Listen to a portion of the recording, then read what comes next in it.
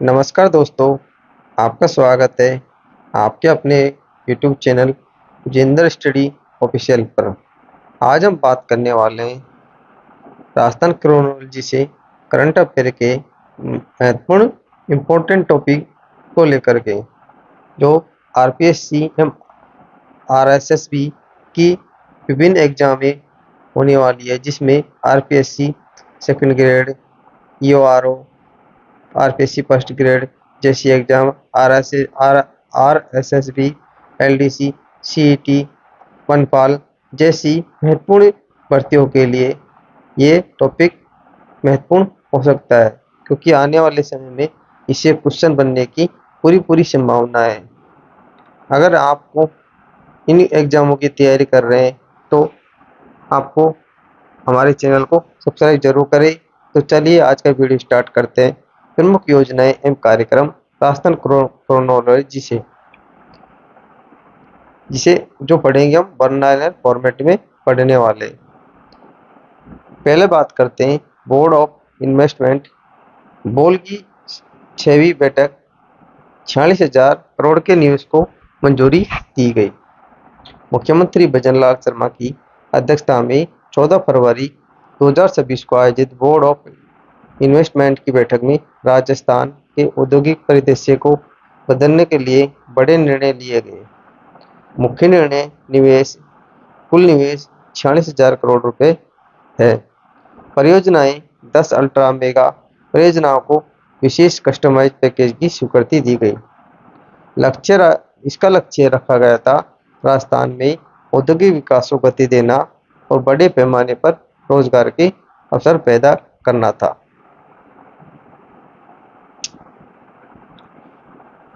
प्रमुख निवेश सेक्टर, इन 10 योजनाओं के माध्यम से राजस्थान के निम्नलिखित क्षेत्रों में विकास होगा।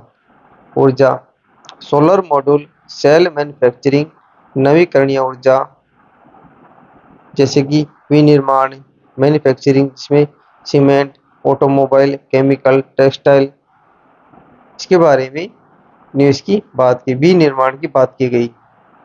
प्राकृतिक संसाधन जैसे माइंस, मिनरल्स की बात की गई।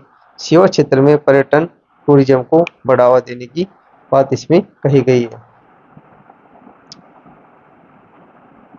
नेक्स्ट है जयपुर में गरिमा परियोजना का शुभारंभ।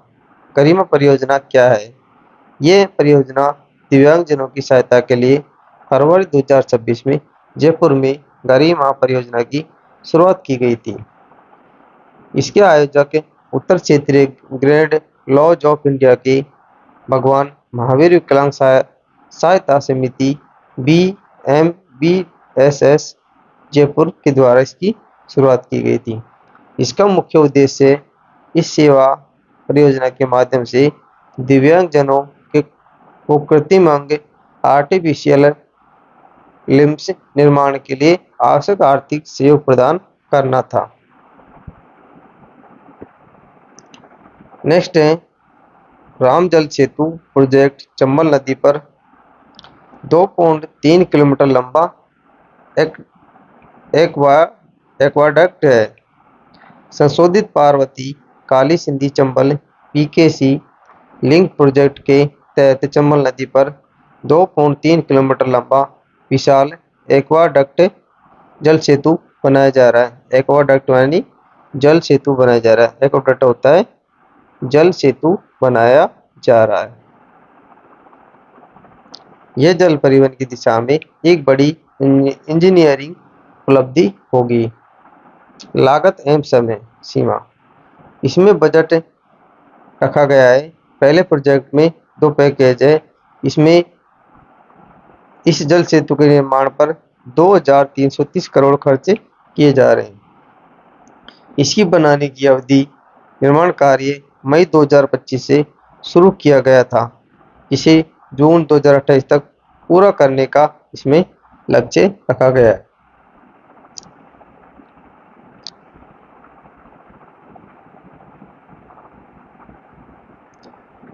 इसके लिए कनेक्टिविटी एवं जलमार्ग वाटर रूट की ये जल सेतु 2 जिलों को जोड़ने के साथ साथ पानी के विशाल नेटवर्क का हिस्सा बनेगा।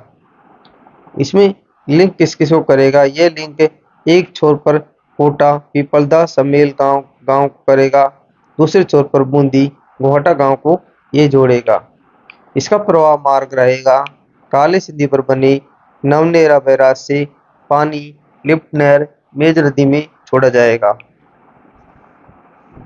इसके बाद मेज बैराज फीडर के जरिए पानी गलवा बांध फिर वहां से बीसलपुर ईसरदा बांध तक पहुंचाया जाएगा। संशोधित पीकेसी लिंक राम जल सेतु का महत्व क्या है? इसका क्या खास महत्व होने वाला है वो उसकी बात करेंगे। इस ईआरसीपी को वृद्ध स्वरूप देते हुए बनाई गई इस परियोजना की कुल लागत लगभग 90,000 करोड़ रुपए है। इसमें लाभार्थी इसके प्रथम चरण से राजस्थान के 17 जिलों की करीब 3.25 करोड़ आबादी को पेयजल सिंचाई की सुविधा उपलब्ध होगी। क्या होगी? इसमें पेयजल और सिंचाई की सुविधा उपलब्ध होगी। नेक्स्ट है राजस्थान एकीकृत क्लस्टर विकास योजना हस्तशिल्प एवं एमएसएमई का सशक्तिकरण कार्यक्रम। मुख्यमंत्री भजनलाल शर्मा के नेतृत्व में प्रदेश के पारंपरिक उद्योगों को आधुनिक बनाने के लिए एकीकृत क्लस्टर विकास योजना लागू की गई। जनवरी 2025 में शुरू हुई ये योजना 31 मार्च 2029 तक प्रभावी रहेगी। योजना के मुख्य उद्देश्य वित्तीय ढांचा इसका लक्ष्य है हस्तशिल्प हथकरघा एमएसएमई क्षेत्र में तकनीकी सुधार कौशल विकास बाजार विस्तार करना है। अनुदान योजना के तहत तकनीकी उन्नयन इंफ्रास्ट्रक्चर के लिए 80% से 100% तक अनुदान का इसमें प्रावधान रखा गया है। इसके लिए बजट रखा गया है कुल 60 करोड़ के प्रोजेक्ट के लिए राज्य सरकार ने 11 जनवरी 2026 को 58 करोड़ के अनुदान को मंजूरी दी थी। कॉमन फैसिलिटी सेंटर सीएफसी के प्रमुख जिले योजना के तहत प्रदेश के 7 महत्वपूर्ण जिलों में आधुनिक मशीनों में सुसज्जित कॉमन फैसिलिटी सेंटर विकसित किए जाएंगे। भरतपुर स्टोन कार्विंग पत्थर तराशी हनुमानगढ़ कृषि उपकरण निर्माण जयपुर होम फर्निशिंग शिल्प बालोतरा में टेक्सटाइल प्रोसेसिंग रंगाई छपाई दौसा सिकंदरा में पत्थर की नक्काशी फलोदी में सोनामुखी एवं agro processing Kotputli road engineering और फैब्रिकेशन के लिए इसमें फैसिलिटी सेंटर बनाए जाएंगे, कॉमन फैसिलिटी सेंटर बनाए जाएंगे।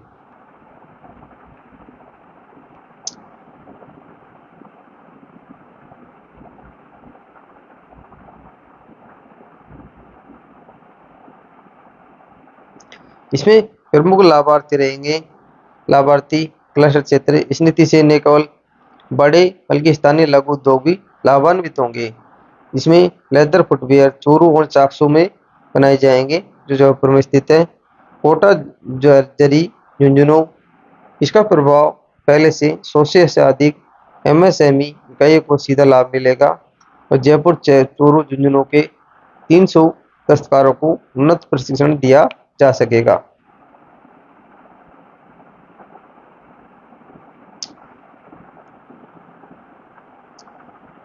मुख्यमंत्री स्वरोजगार योजना 2026 युवा के लिए ब्याज मुक्त ऋण।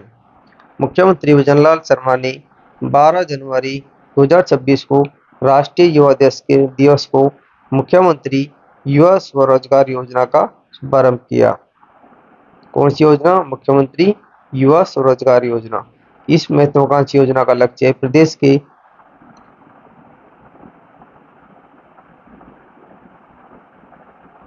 प्रदेश के 1 लाख युवाओं को उद्यमी बनाकर आत्मनिर्भर बनाना है। इसके प्रमुख आर्थिक प्रावधान इस प्रकार हैं। योजना के तहत विनिर्माण सेवा व्यापार क्षेत्र में सूक्ष्म उद्यम स्थापित करने के लिए 10 लाख तक का ब्याज मुक्त ऋण प्रदान किया जाएगा। सरकार ऋण पर 100% ब्याज सब्सिडी स्वयं वहन करेगी। क्या करेगी? स्वयं वहन करेगी। इस पर कितनी? 100% सब्सिडी। इसमें योग्यता श्रेणी क्या है, सेक्टर क्या है, ब्याज की सीमा और मार्जिन मनी कितनी मिलेगी, इसकी बात करते हैं।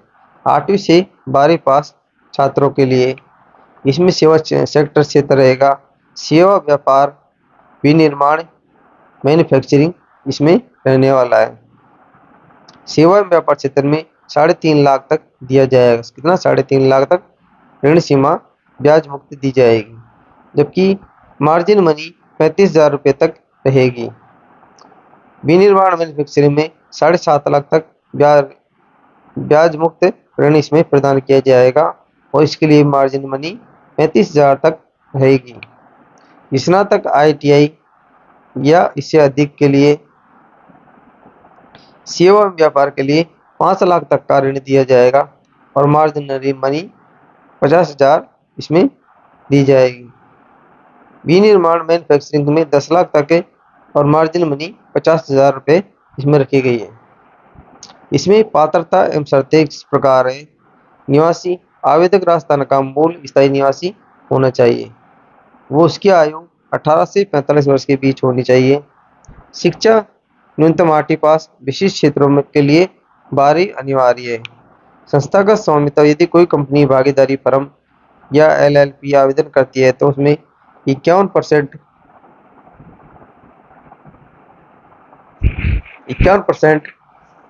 या अधिक स्वामित्व 18 से 45 वर्ष की आयु के व्यक्तियों का होना आवश्यक है। इसमें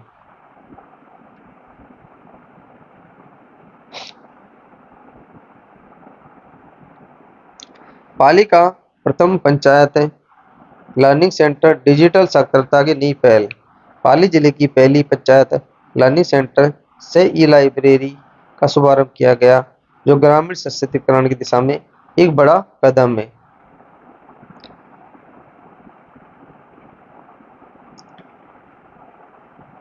इसका मुख्य विवरण इस प्रकार है। शुभारंभ इसका 14 फरवरी 2026 को किया गया। ग्राम पंचायत अनोपपुरा सुमेरपुर विधानसभा क्षेत्र पाली में इसको उद्घाटन करना जोराराम कुमावत थे, जो कैबिनेट मंत्री है। युवाओं के लिए इसने अटल ज्ञान केंद्र के रूप में विकसित किया गया है। इसका उद्देश्य प्रशिक्षण एवं गतिविधियां इस प्रकार है। डिजिटल दक्षता, ग्रामीणों को तकनीकी से जोड़ना और ग्रामीण IT इंफ्रास्ट्रक्चर को मजबूत करना है। प्रतिनिधि प्रशिक्षण, पंचायत एवं प्रतिनिधियों को 4 से 5 दिवसीय विशेष प्रशिक्षण दिया जाएगा, जिसमें निम्न विषयों पर ध्यान रहेगा। ग्राम पंचायत विकास योजना, GPDP, स्थानीय सतत विकास लक्ष्य LSDGs, पंचायत शासन के आधुनिक तौर तरीके। अगला है हर माह एक उपवास अभियान, जयपुर में आध्यात्मिक एवं स्वास्थ्य क्रांति। प्रमुख कार्यक्रम द्वितीय सामूहिक उपवास एवं कवि सम्मेलन। आयोजन तिथि 7 फरवरी 2026। इसका आयोजन स्थल है एंटरटेनमेंट पैराडाइज EP जयपुर है। विशिष्ट अतिथि इसमें राज्यपाल हरिभाऊ बागड़े और मुख्यमंत्री भजन लाल शर्मा थे। इसमें जन भागीदारी। जयपुर के इस आयोजन में लगभग 2 लाख साधकों ने महीने में एक दिन उपवास रखने का संकल्प लिया। इसका महत्व है, देश का दूसरा और जयपुर में आयोजित होने वाला अपनी तरह का पहला ये सामूहिक उपवास समारोह था। अभियान की पृष्ठभूमि एवं प्रेरणा। इसका शुभारंभ, आंदोलन की शुरुआत योग ऋषि स्वामी रामदेव और आचार्य प्रसन्न सागर महाराज द्वारा 12 दिसंबर 2025 को दिल्ली के भारत मंडपम में आयोजित अंतर्राष्ट्रीय जन मंगलम सम्मेलन में की गई थी। मेडिकल कॉलेज में बेरी बीइंग सेंटर विद्यार्थियों की मानसिक स्वास्थ्य नई पहल। चिकित्सा शिक्षा विभाग ने मेडिकल छात्रों को बढ़ते मानसिक तनाव, शैक्षणिक दबाव कम करने के हेतु एक व्यापक कार्यक्रम योजना तैयार कर संबंधित निर्देश फरवरी 2026 में जारी किए। इसके प्रमुख बिंदु एक नज़र में वेलबींग सेंटर प्रदेश के प्रत्येक सरकारी निजी मेडिकल कॉलेजों में अनिवार्य स्थापना करना है। Wellness cell well wellness cell राज्य स्तर समन्वय नीतिगत मार्गदर्शक के लिए गठित है। डीन मेंटल वेल बीइंग, इस हर संस्थान में विशेष डीन की नियुक्ति जो विशेष रूप से छात्रों के मानसिक स्वास्थ्य की निगरानी करेंगे। स्टूडेंट्स ऐप शिकायतों के तुरंत निवारण और सहायता के लिए डिजिटल प्लेटफॉर्म की शुरुआत की जाए। सांस्कृतिक महोत्सव आयो बसंत जयपुर। आयो बसंत जयपुर जयपुर के जवाहर कला केंद्र जेके के 31 जनवरी 1 फरवरी 2026 को 2 दिवसीय उत्सव आयो बसंत संपन्न हुआ। इसके प्रमुख बिंदु में आयोजक थे इसकी Delphic council of Rajasthan Delphic council of Rajasthan DCR इसके आयोजक थे। इसमें सहयोग west and north zone culture centre उत्पाद इमामुद्दीन खान डागर सोसाइटी के द्वारा दिया गया था। विशेष कार्यक्रम समापन संध्या पर गुलजार की रचनाओं को समर्पित बात पसीमिने की कार्यक्रम आयोजित किया गया। भविष्य की उड़ान सवाई माधोपुर में भामा साहब प्रेरक में सम्मानित। सवाई माधोपुर जिला प्रशासन की नवाचार भविष्य की उड़ान के तहत 6 फरवरी 2026 को एक भव्य समारोह आयोजित किया गया। इसमें शिक्षा के क्षेत्र में सहयोग देने वाले 541 भामाशाह 69 प्रेरकों को सम्मानित किया गया। इसके प्रमुख बिंदु इस समारोह में लगभग 6 करोड़ का योगदान देने वाले दानदाता को सम्मान मिला। कुल प्रभाव इसमें योजना की शुरुआत से अब तक लगभग 37 करोड़ की राशि प्राप्त हो चुकी है, जिसमें 700 राजकीय विद्यालयों में आधारभूत ढांचा भवन मरम्मत, नए कक्ष टाइल सुधारा गया। अनूठा मॉडल इस योजना के तहत किसान सरसों की भूसी पूरी को जलाने के बजाय बेचकर प्राप्त राशि विद्यालय को दान करते हैं। इसके अलावा मृत्यु भोज जैसी कृत्यों को त्याग कर बचा गई राशि भी इसमें दी जाती है। क्रियान्वयन ये योजना सवाई माधोपुर में पूर्व जिला कलेक्टर सुरेश ओलोव द्वारा 2022 में शुरू की गई थी। मुख्यमंत्री जन सहभागिता योजना का समन्वय भविष्य की उड़ान के माध्यम से एकत्रित राशि को मुख्यमंत्री जन सहभागिता योजना का प्रारंभ 2016-17 के साथ जोड़ा जाता है। इसका अनुपात 40% राशि जन सहयोग भामाशाहों से 60% राशि राज्य सरकार द्वारा दी जाती है।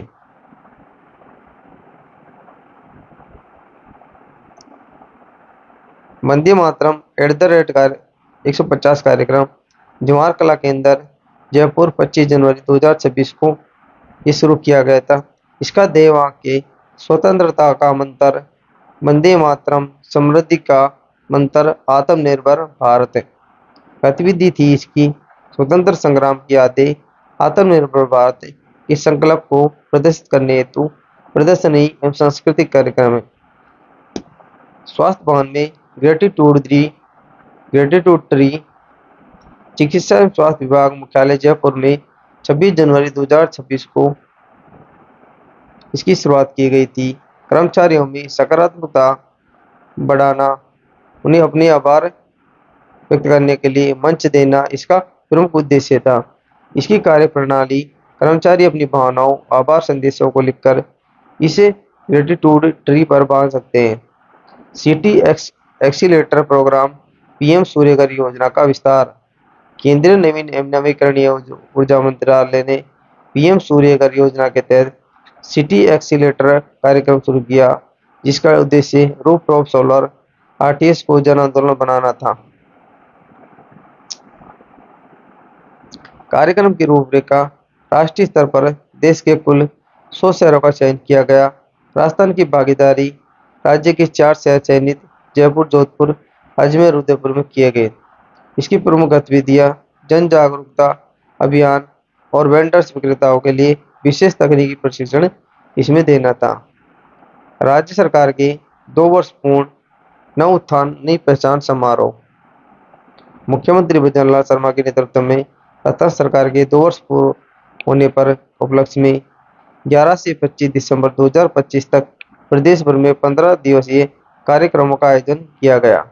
इसके प्रमुख बिंदु थीम इसकी मुख्य थीम थी नव उत्थान नई पहचान बढ़ता राजस्थान हमारा राजस्थान। क्या थी? नव उत्थान नई पहचान बढ़ता राजस्थान हमारा राजस्थान। राज्य स्तरीय प्रदर्शनी जयपुर के जवाहर कला केंद्र में 15 से 18 दिसंबर 2025 को 4 दिवसीय प्रदर्शनी आयोजित की गई थी। इसमें नवाचार के रूप में जनसंपर्क विभाग द्वारा तैयार चिलेक्स इंटरएक्टिव गेम युवा के बीच आकर्षण का प्रमुख केंद्र रहा। तो साथियों, ये थे राजस्थान के प्रमुख समारोह एवं कार्यक्रम के बारे में राजस्थान क्रोनोलॉजी से आज का ये चैप्टर हमने कंप्लीट किया। क्या किया? आज ये टॉपिक हमने कंप्लीट किया। तो मिलेंगे ऐसे ही राजस्थान क्रोनोलॉजी के नए टॉपिक के साथ। प्रमुख योजनाएं कार्यक्रम आज हमने कवर किए। और वीडियो अच्छा लगा हो तो चैनल सब्सक्राइब करना। मिलते हैं ऐसे दूसरे टॉपिक को लेकर के, तब तक के लिए थैंक यू, धन्यवाद।